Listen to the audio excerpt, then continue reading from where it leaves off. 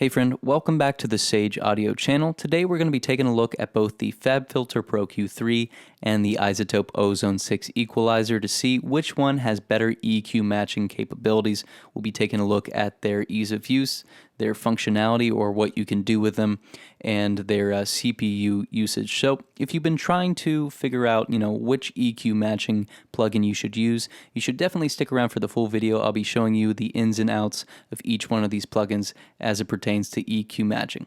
But before we get into it, if you're an artist or an engineer and you have a mix that you need mastered, send it to us at sageaudio.com. We'll master it for you and send you a free mastered sample. So first, let's take a look at how each one of these plugins imports the audio and effectively changes their EQ. So in the iZotope Ozone equalizer, you got to click this section down here, you got to turn on matching, and you got to put it on your output. So you can't put it on an individual track, you have to put this on your output, and then what you got to do is mute one of the tracks while you capture it. So this is going to be our reference here, and you push play, and it will record it for you.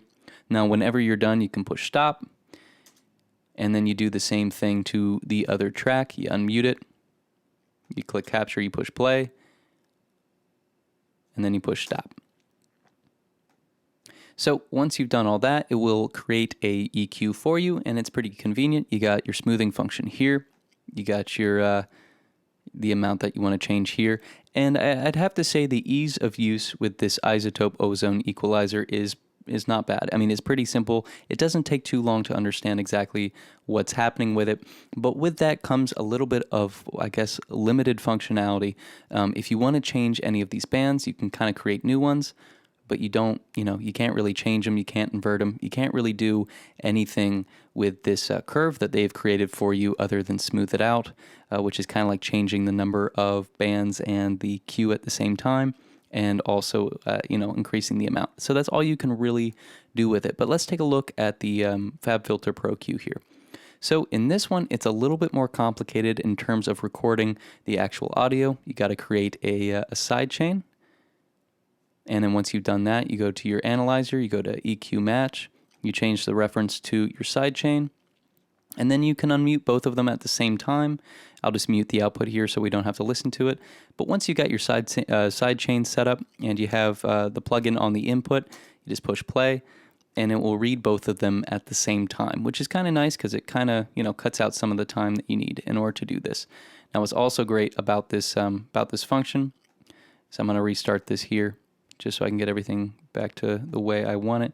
You can also turn on an automatic gain function. So if the two tracks are of different volumes, you don't need to change that prior to using this plugin. You can use this automatic gain function and it will equalize them, or not equalize them, but it'll adjust their levels to about the same amount so that they can be read equally. So now we have the two signals coming in. It's automatically creating this curve for us. And then once we're done, we can just click the space bar, stop playing, and push max or push match. And then we can decide how many bands we want to create. So we can make it as simple as we want, we can make it as convoluted as we want, and complex. And then once we've decided on that, you can click finish. And this is where it gets kind of cool. So this is where, the iZotope plugin kind of stopped, but this is where the FabFilter plugin kind of, gets exciting.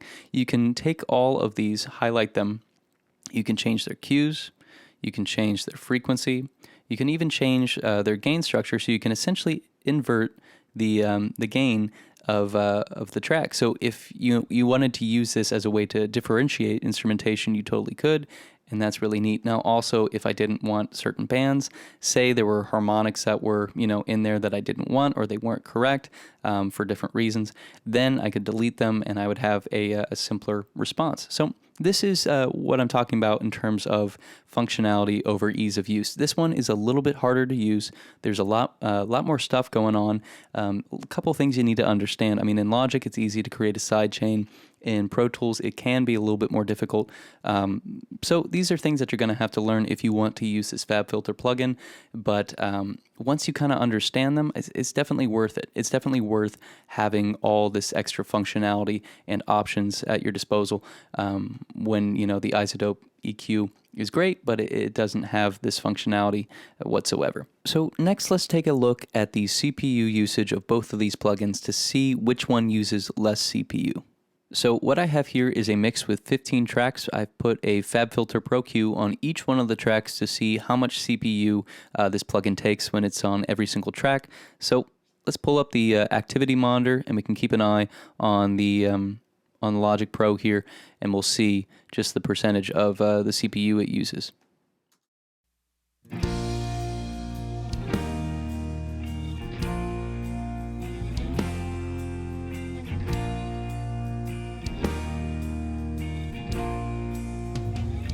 Say I look good in a summer day dress,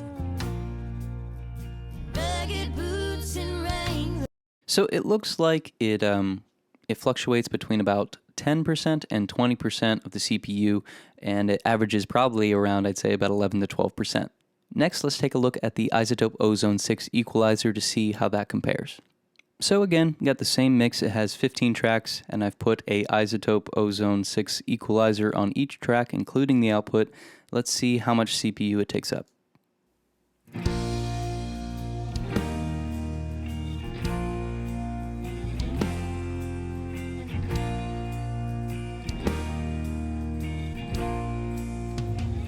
You say I look good in a summer day dress, rugged boots and Wranglers. So it looks like the iZotope plugin, or the iZotope Ozone equalizer, is hanging around about 40% of my CPU, which is a lot. So after everything I've seen here, I think I would go with the FabFilter Pro Q3. What it kind of lacks in terms of ease of use, it more than makes up for in terms of its functionality and its low CPU, which means that there's just so much more that you can do with it. And honestly, it's not even that difficult to use. So I think it's definitely worth taking the time to figure out. It's definitely worth the money. The prices between these two are pretty comparable. So I would definitely go with the FabFilter Pro Q3. Now, before we end this video, if you're an artist or an engineer and you've been working on a mix, maybe you've been using some of these plugins and you don't know exactly how to finish it, you can send it to us at sageaudio.com. We'll master it for you and send you a free sample in return for you to listen to. So we really hope that this has been helpful for you. If it hasn't, you can dislike this video, but if it has, please like the video. Also, if you could subscribe to the channel, that would be awesome. You can also comment in the comment section below if you have any thoughts or questions or a suggestion for a future video. And then lastly, again, if you're an artist or an engineer, just send us one of your mixes at sageaudio.com. We can master it for you and send you a free mastered sample in return. Thank you so much for watching. We will see you in the next video.